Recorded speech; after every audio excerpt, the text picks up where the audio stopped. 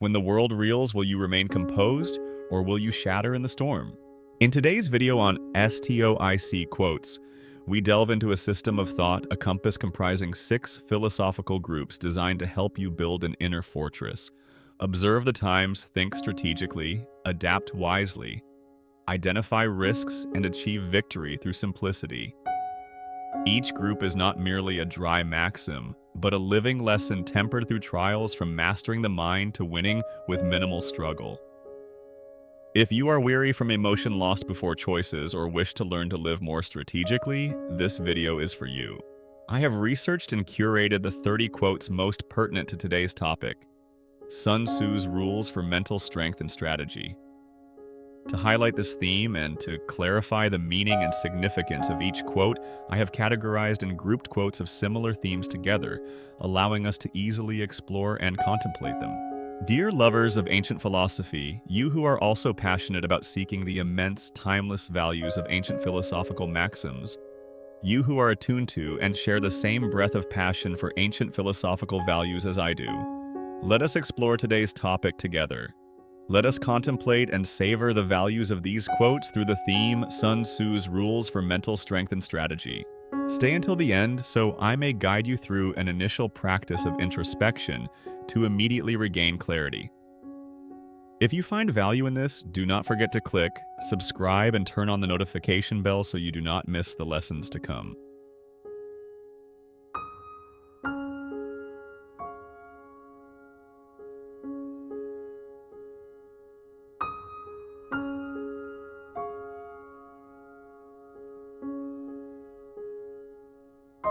I have dedicated the greater part of my life to seeking the answer to a question that seems simple yet proves more arduous than any battle: what truly determines human strength? After years of contemplation, I am increasingly convinced that true strength does not lie in muscle status or what we display outwardly. It resides within the mind in the capacity to master oneself before attempting to influence the world. Upon rereading the philosophical maxims in this group, I feel profoundly that they are not merely strategic teachings with the hue of Sun Tzu, but timeless spiritual principles suitable for anyone facing the difficulties, storms, and chaos of life.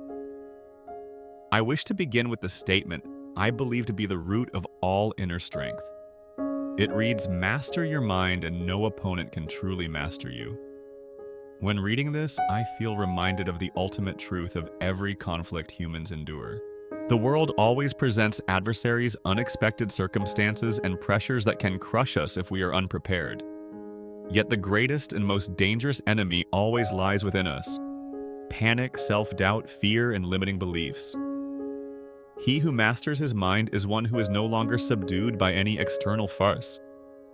I have seen individuals with empty hands but heads held high, living with unshakable dignity. Conversely, I have witnessed many who possess everything yet whose souls tremble before the slightest fluctuation. Only when we know how to govern our thoughts, emotions, and reactions do we truly become invincible. Inner strength is the most fortified citadel a human being can build. Proceeding to the second maxim, strategy begins where emotion ends. Most of us have made erroneous decisions simply because emotions were blazing within. In anger, we speak words best left unspoken. In despair, we surrender right before the finish line. In excessive joy, we easily lose our guard. This saying reminds me of the spirit of the ancient Romans, who always emphasized that the strongest man is not the victor on the battlefield, but the one who conquers his own emotions. Whenever my mind is swayed by emotion, I tell myself a strategy cannot be formed while the heart is screaming. Only when emotions subside does reason have enough space to discern the correct path. I believe that for those sinking in crisis or deadlock, stepping back, breathing deeply, and waiting for the emotion to pass is the first strategic action to alter the circumstance. The third philosophical statement offers me another layer of meaning regarding strength. Strength is not force, it is clarity, timing, and discipline. Throughout my life, I have never seen an undisciplined person go far, nor have I seen one who acts blindly endure for long. True strength is the clarity to recognize what must be done, the right timing to act, and the discipline to persevere ceaselessly. The young often confuse aggression with strength, impulsiveness with courage. But the longer I live, the more I realize that composure is what leaves the deepest impression.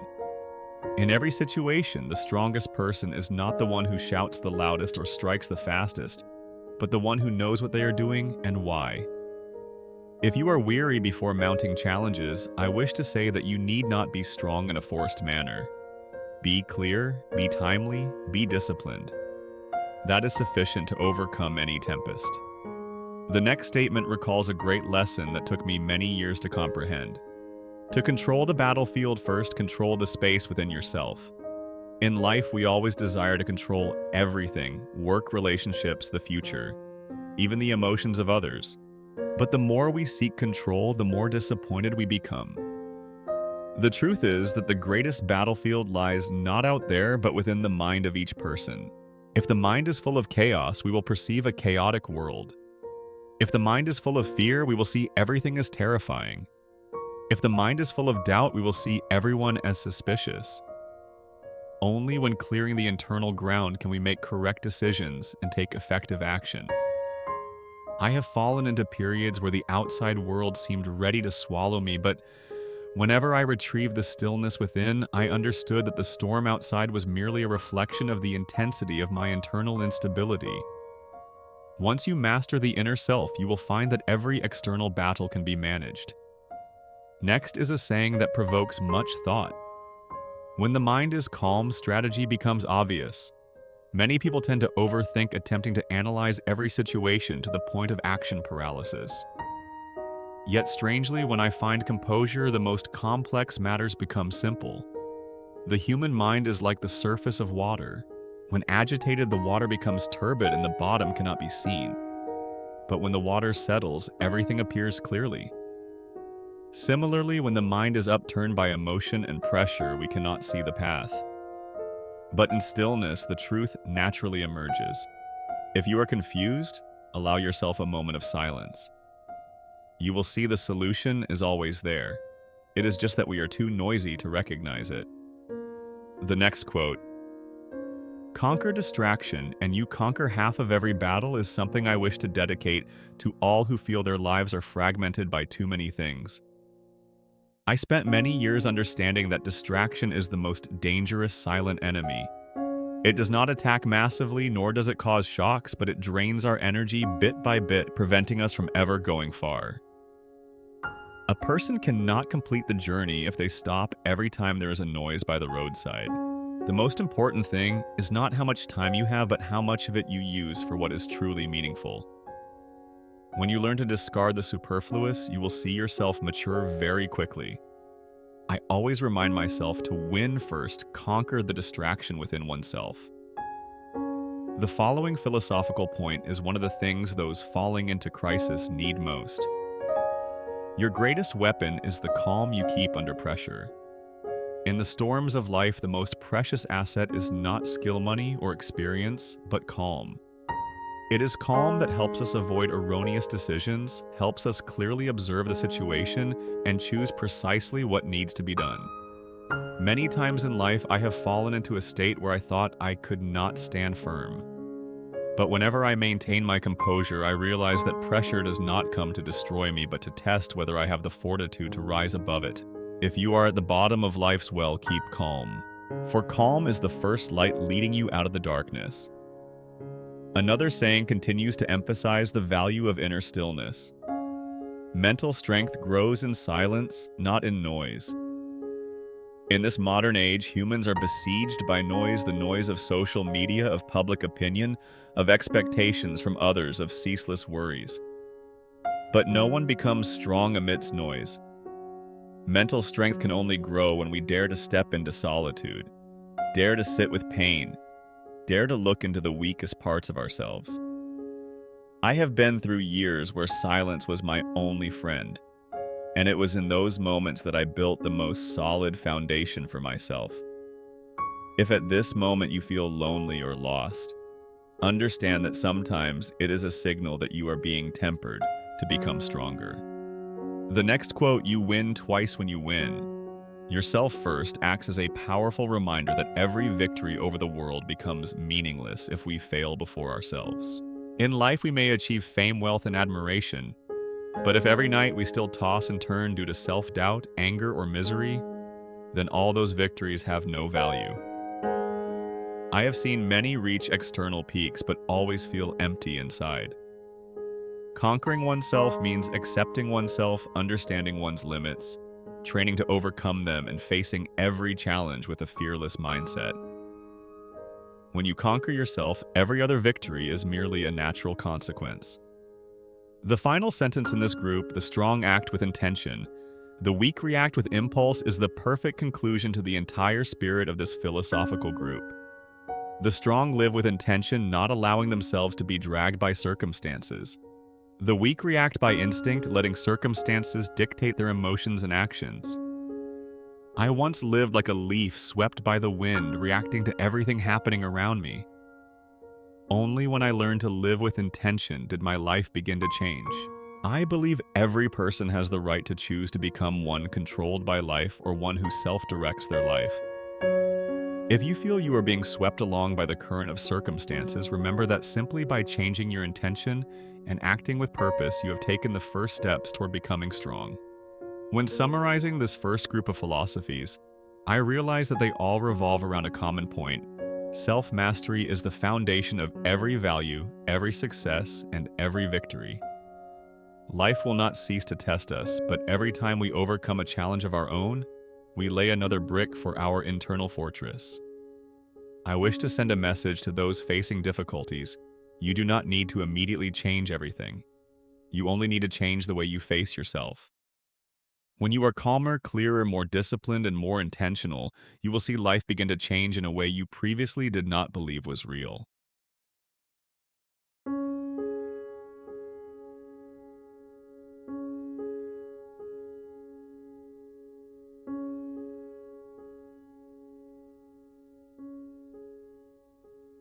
As I step into the second realm of thought, I feel as though I am entering a domain that every philosopher, every general, and every seasoned individual must eventually visit: the domain of observation, of time of patience, and of the art of waiting.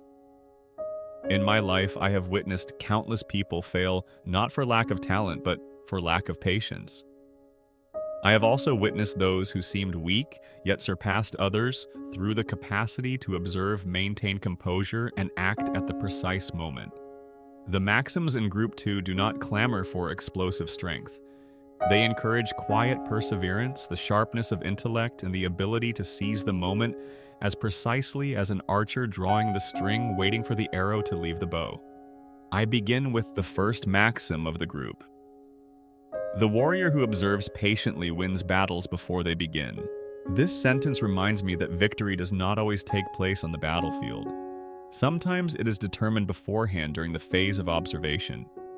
He who knows how to look, listen, and sense the subtlest movements of circumstance is always one step ahead. In my youth, I was often hasty, believing that rapid action was the proof of initiative. But bitter experiences taught me that acting quickly without observation is akin to entering a dark room without a lantern. Conversely, the patient observer recognizes every sign that the hasty person never sees. In life, there are battles that need not be fought because the observer recognized the direction of the wind and retreated in time. And there are battles made easy because that person prepared before others even thought of preparation. If you are facing a deadlock, pause and look closer. Often the key to liberation lies in the details we have never noticed. The second maxim continues to expand on that thought. The wise strike only when the outcome is already assured. The wise do not rush into battle when the mind is vague and the situation is ambiguous. They only act when the elements are ready. This does not mean they are perfectionists to the point of never daring to do anything. It means they build step by step, testing every factor so that when they execute, the final action victory is almost certain. I have witnessed moments where, with just a little patience, one could have avoided a collapse. But emotions, the fear of missing out, or the habit of haste cause them to act too soon. This saying reminds me that not every action requires immediacy. There are battles won not by speed, but by the selection of timing. And to those who are floundering in difficulty, I wish to say, do not be quick to view slowing down as failure. Sometimes that very slowness is what keeps you safe and allows you to act more effectively later. The third sentence is a beautiful continuation of the above thought. To win without rush is to win with certainty. In a world that exalts speed, this sentence serves as a bell reminding us that not everything quick is good. I have seen many rise very fast only to fall just as quickly because the foundation of their success was too thin. Conversely, those who persevere taking step by firm step are the ones who go the furthest. A victory without rush is the victory of one who knows clearly where they are and where they are going. When we are pushed into pressure, we easily make mistakes out of impatience to escape the current state. But true victory is not a flailing in panic, but a lucid walk within every breath. If you are being forced by life to decide quickly, you have the right to stop. For victory belongs to the one who knows how to control their own tempo, not to the one controlled by the tempo of the world. Next is a maxim I particularly cherish. Even in stillness, a prepared mind is already moving. This sentence teaches me that stillness is not immobility. A tree cannot move, but inside it is always living, always changing, always growing. The human mind is the same. There are periods in life where on the surface I seem to be standing in place. But in my heart, I know I am accumulating learning and reinforcing my foundation so that one day I may break through. Outsiders often do not see, but I clearly feel every small step of my inner self. The important thing is not that others see you progressing, but that you feel the subterranean movement within yourself. If you now feel life is standing still, please do not think you are regressing. You may be in a phase where the universe gives you time to prepare. And when you are truly ready, the breakthrough will come as naturally as a sprout piercing the soil. The final sentence of this group concludes with a simple yet profoundly deep philosophy. The wisest path is often the quietest one. Modern life makes us believe that every great success must come from loud actions, powerful announcements, and dazzling steps. But looking back at the history of those who most influenced humanity, I realize that most of them walked very quiet paths. The wise do not need noise to prove themselves. They choose the road less traveled, the road unpretentious but durable, the road that only those with enough patience and depth can perceive its value. I have learned that noise often comes from a lack of confidence. Silence comes from true fortitude. If you feel you are walking a path different from everyone else, if you are not immediately recognized, please believe that this does not mean you are wrong. The quiet path may be the one for which you will later be grateful to have chosen. When I summarize this group of philosophies, I realize that everything Group 2 wishes to convey revolves around one word: time. The observer needs time. The wise need time. Certain victory needs time. A prepared mind needs time. And the quiet path also needs time to prove its value. We live in a hurried world where everyone is pushed to achieve everything quickly. But time is the fairest teacher. He who knows how to walk with time will mature. He who wants to run ahead of time will be exhausted. I want to send a message to those who feel everything is happening slowly or who are in a phase of not knowing where they are going. Do not view that slowness as failure. Do not view that silence as emptiness. You are being tempered. You are being prepared.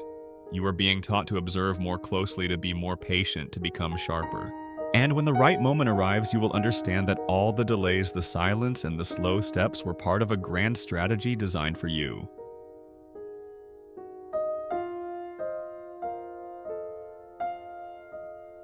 As I enter the third group of thoughts, I feel as though I am stepping into the center of the art of living.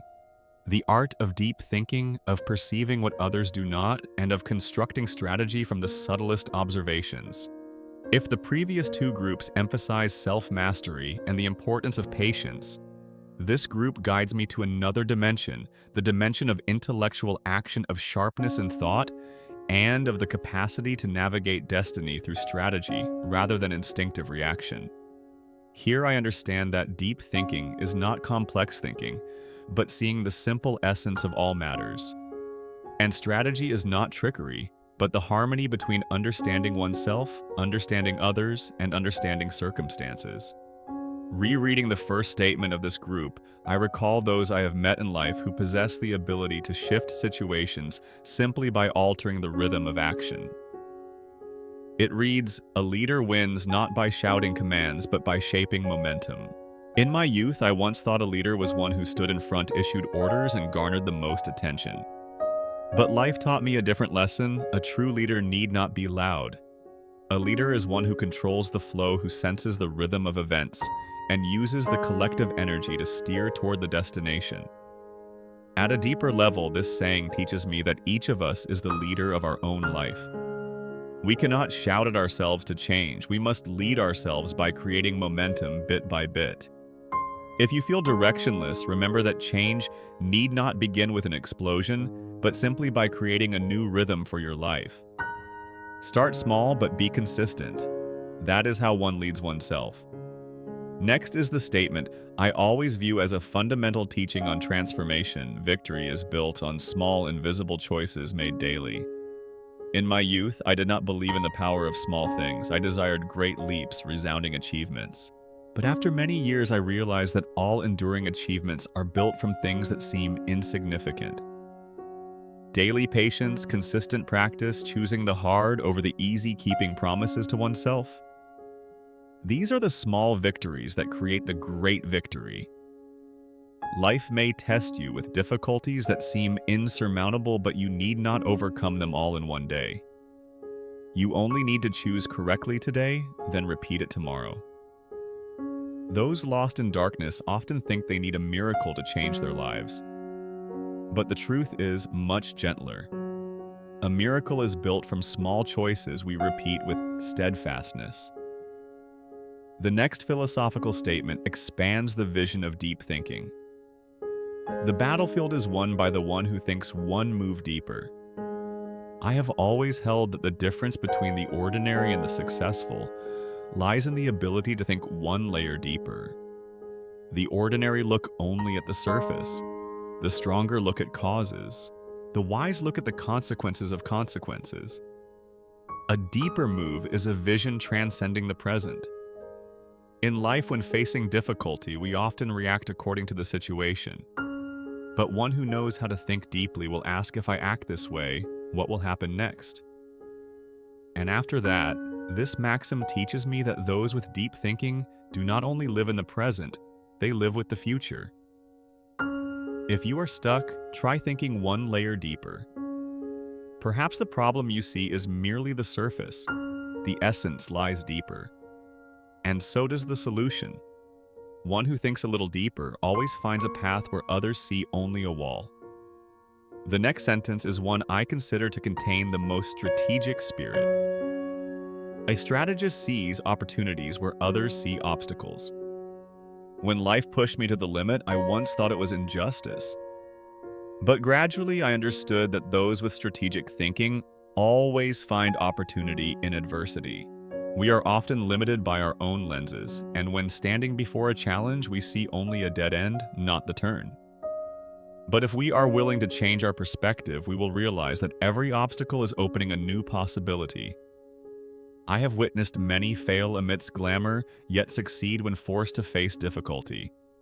Pressure creates opportunities that comfort never brings. If you are in a deadlock, try asking, what opportunity is this opening for me? Perhaps right now the answer is unclear, but that question will change your mindset and open doors you have never seen. The next sentence brings me to a spiritual depth few realize when discussing strategy. Do not fear complexity. Fear the mind untrained to handle it. Life always contains complex elements. Work people emotions, unpredictable fluctuations, all are part of the modern world. Many fear complexity because they do not believe they are capable of facing it. But complexity is not the enemy.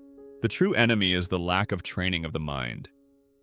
When I train my intellect, when I diligently read, observe, learn, and face difficulties, instead of avoiding them, I see that complexity is no longer so terrifying. It is merely a challenge slightly higher than the level I'm accustomed to. When you elevate your mental fortitude, the outside world becomes less daunting. If right now you feel life is too tangled, do not hasten to conclude you cannot face it. You may simply be at the threshold of learning how to be stronger. And finally, this group concludes with a profoundly practical maxim. Plans are useless without the discipline to execute them. I used to be someone who loved planning. My notebooks were full of intentions. But over time, I realized that a plan, no matter how perfect, is meaningless if I lack the discipline to execute it. A good strategy is important, but consistent will is what transforms strategy into reality. Discipline is the bridge between desire and result. One without discipline is forever trapped in the world of ideas. One with discipline transforms ideas into their own life. If you feel you constantly fail at the start, it may not be because you lack goals, but because you lack the habit of walking to the end of the path. Start by practicing small discipline, keeping your word to yourself every day, no matter how small that word is. When you master the small things, you will be strong enough to complete the great things. Summarizing Group 3. I realize the core of this group lies in three things: clarity, depth, and disciplined action. That is the foundation of every life strategy. Life demands not only that we be strong or patient, but also that we look far, calculate carefully, and act enduringly. Those facing difficulties often do not lack strength, but lack a clear strategy. But as long as you begin to observe deeper, think one layer further, see opportunity in adversity, and practice the discipline of action, you will find you are no longer governed by circumstances. You will become one capable of turning the tide of your own destiny.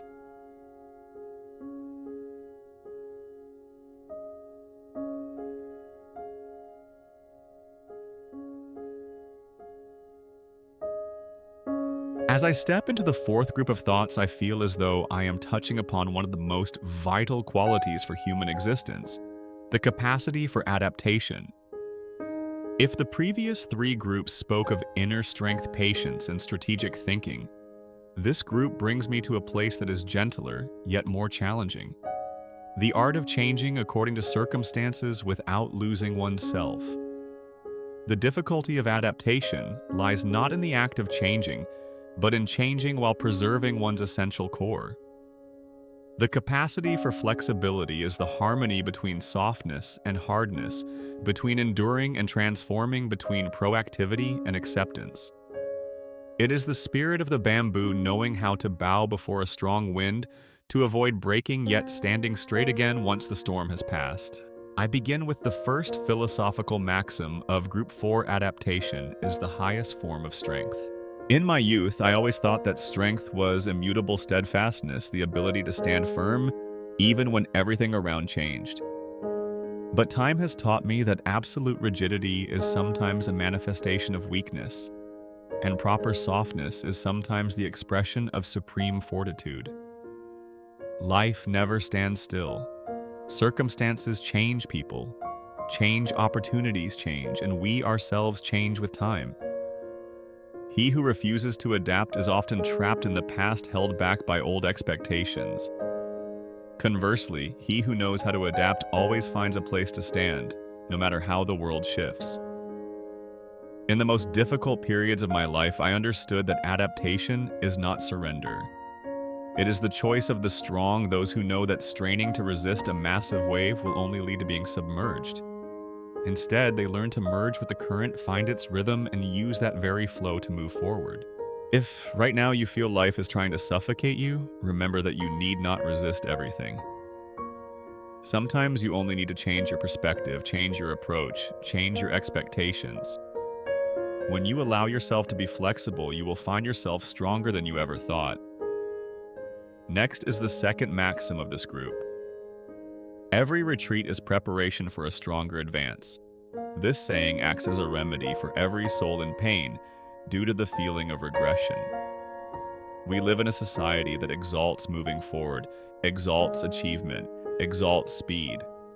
Therefore, when forced to retreat, we often view it as failure. I was once like that.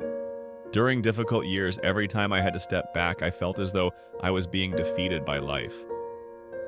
But then I understood that retreat is not defeat, but the strategy of the farsighted. Not every path must be linear. There are paths that require us to step back to choose another direction to prepare better, to avoid a trap we have not yet realized. Life is like a long battle. He who knows how to retreat at the right time is not weak but wise. Retreat helps us conserve energy, reserving strength for more critical moments. Retreat helps us look back at ourselves, reevaluate our strategy, and rebuild our foundation. Retreat helps us understand that failure is merely a part of the journey, not the conclusion of it. If you are in a phase where you are forced to pause, forced to retreat from a relationship, a job, or a certain dream, please believe that you are not weak. You are preparing for a greater advance. Retreat does not destroy you, it tempers you. It teaches you to see more clearly, think more deeply, and act more wisely when the new opportunity arrives. When summarizing Group 4, I realized that both maxims in this group aim toward the same spirit. Flexibility is not just a choice, but a form of living wisdom. To adapt is to understand that everything changes. To retreat is to accept that not every moment is the moment to attack. These two elements blend to create the mettle of a mature human being, one who knows when to advance and when to stop. I believe that those facing difficulties often fall into one of two extremes, either straining to resist everything or despairing and giving up. This philosophical group teaches me that there is a third way, the path of active adaptation. You need not leave it to fate, nor do you need to crash into every wall. You can step back to see a wider view. You can change direction to find a new path. You can change yourself to better fit the world, and you can also change the world through that transformation. Adaptation is the manifestation of life. Anything that is alive changes, and anyone who dares to change is evolving.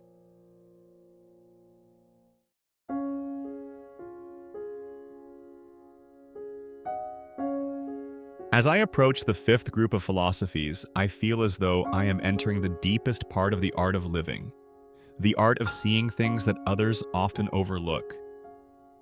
This group speaks of identifying danger of caution and of the ability to protect oneself through intellect rather than force. It is also the group I believe can save many from unnecessary falls, for in life, the things we do not see are often the most dangerous. This group begins with a profound maxim: the enemy you ignore is the one that defeats you. In my youth, I often paid little attention to small issues, vague signs, or gentle warnings. I thought that only great dangers were worthy of concern. But life taught me an expensive lesson. The things we ignore are precisely the ones that return to hurt us the most. Sometimes it is a vague sense of insecurity. Sometimes it is an uncomfortable remark from someone. Sometimes it is a small bad habit repeated over and over. We disregard them thinking they are unimportant. But just as water dripping persistently on a spot will crack the stone, the small things that are ignored can become a destructive power. The wise person is not the one who sees more things than others, but the one who does not slight anything that intuition warns against. During the difficult periods of life, I learned that listening to oneself is a high form of wisdom. When your mind is uneasy about something, do not ignore it. It is telling you something that reason has not yet been fast enough to recognize.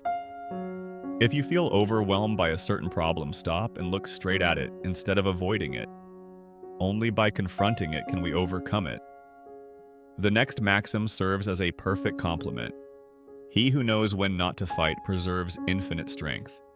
In today's society, people often honor constant fighting, ceaseless effort, and never giving up. But there is another kind of wisdom, far more subtle and difficult, the wisdom of the one who knows when not to fight. Not every battle is worth joining. Not every attack is worth answering. Not everyone is worthy of our energy depletion. Only the truly strong dare to step back, dare to be silent, dare to overlook, and dare to choose non-reaction. The weak let emotions control them and rush into every confrontation. The strong select their battles. I have been through many times where had I tried to fight, I would have only hurt myself more. And I learned that sometimes refusing to fight is not cowardice but maturity. If you are weary from facing too many things at once, ask yourself, is it truly necessary to fight? There are victories won through persistence, but there are also victories won by walking away. The final maxim of this group takes me into the depth of observation. Silence reveals what noise hides. This is a sentence I always view as a spiritual rule. A noisy society makes it difficult for us to clearly see the essence of matters. People speak too much, information surrounds us too much, and opinions flood in until we forget our own voice.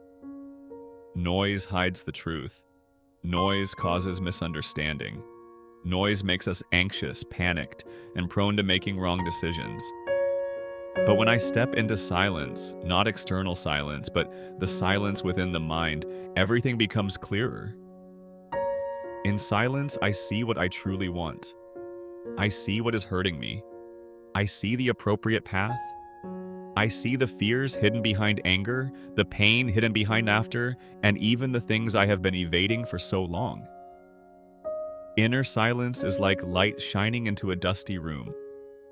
Only when the noise settles does the dust appear.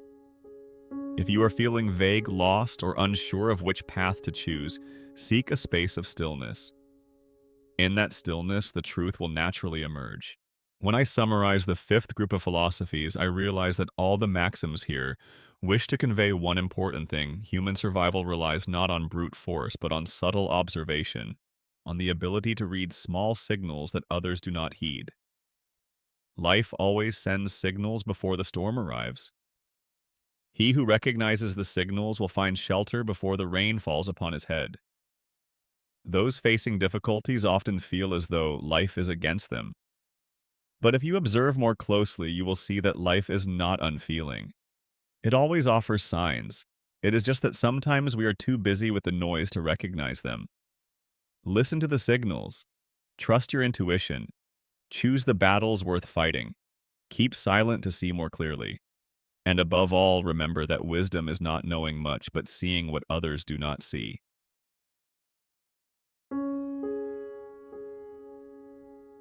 As I enter this final group of thoughts, I perceive that I have traversed a long journey. A journey beginning with self-mastery, proceeding to observation, thinking, adaptation, and risk management. And now Group 6 brings me to the conclusion: simplification.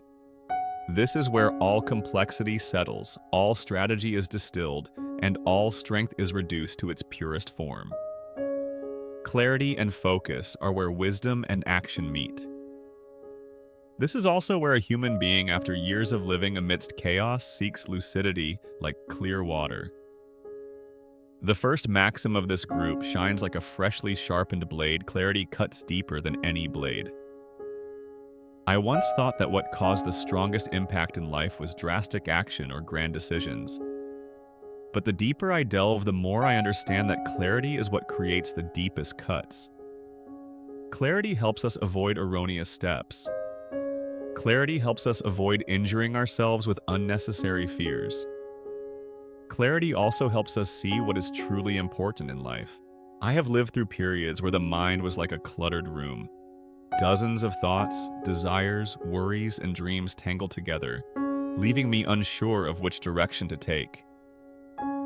In that confusion, I always felt heavy. Only when I learned to slow down and ask myself the simplest questions. What do I want? What is most important right now? What am I chasing out of fear? Did I gradually dispel the fog in my mind? And when clarity appears, it is more powerful than any blade. It severs the superfluous, the unworthy people, the unreasonable expectations, and even the pain that has clung to me for too long. If you are lost, seek clarity before seeking a solution. For clarity is liberation. The second maxim of Group 6 addresses an essential element of spiritual life. Guard your energy as a general guards his supplies. In war, provisions determine victory or defeat. Without supplies, even the strongest army collapses. In the spiritual life of a human, it is the same. Energy is what determines whether we can proceed. And like a wise general, one must know how to protect one's energy from things that drain it. I have wasted my own energy on meaningless arguments, toxic relationships, unsuitable work, negative emotions, and blind expectations. I always thought that I just needed to try harder. But then I realized that trying harder is not always better. There are things not worth our energy. There are people not worth trying to convince. There are problems not worth bringing into the mind. Maturity arrived when I knew how to say no to things that did not nourish me. And I learned to preserve my energy as I preserve life itself. If you are exhausted, look back at where your energy is flowing. It may not be that life is too heavy. It may be that you are letting too many unworthy things drain you. When you know how to protect your energy, you will be surprised to realize that life is not as difficult as you imagined. The third maxim of this group continues that spirit. Focus is a blade, keep it sharp. I greatly appreciate the image of focus being likened to a blade. A blunt blade cannot pierce any target no matter how strong the wielder is. Likewise, a scattered mind cannot achieve profound results no matter how intelligent or hardworking you are. In a world full of distraction, focus is an asset more precious than gold. I once thought I could pursue many things at once, that the more goals I had, the more successful I would be. But I realized that human energy is limited. An arrow only hits the mark when it flies in one direction. A person only achieves great things when they choose the right thing and pour their all into it. And to focus, one must dare to renounce. I was once pained to realize that to fulfill one thing, I had to let go of many others. But when my focus sharpened, my life also became sharper. If you feel you are marking time, ask, what am I truly focused on, or am I letting my mind scatter into dozens of trivialities? Focus is not doing more. Focus is doing less, but doing it more refinedly. And Group 6 closes with a final maxim of synthesis. The greatest victory is the one achieved with minimal struggle. This sentence contains wisdom that took me many years to understand. We are taught that we must fight, must endure, must struggle to obtain success. But the truth is that the greatest victory is not one born of conflict, but one born of harmony. When we understand ourselves, understand the circumstances, and understand the timing, when we are clear about what we want, when we focus and keep our energy pure, when we do not resist life but walk with it, we will win without flailing. I have fought too much, wasted too much strength, only to realize that the majority of the pain I experienced came not from circumstances, but from how I resisted those circumstances. When I learned to reduce resistance, when I learned to let go of unnecessary battles, when I found simplicity in thought and action, I saw life open up in a way so gentle that I no longer use the word fight. I simply call it evolution. If right now you are sinking in conflict, pressure, or deadlock, remember that you do not necessarily have to go through life by struggling. You can win in a gentler way. Sometimes simply changing your perspective, letting go of old expectations, choosing the simpler path, or keeping the mind clear is enough to overcome a situation that seemed impossible. As I conclude Group 6, I understand that the general spirit of this philosophical collection is simplification. All mental strength tends toward simplicity. All effective strategies tend toward clarity. All enduring victories come from focus. And all long-lasting happiness comes from knowing how to subtract, not add.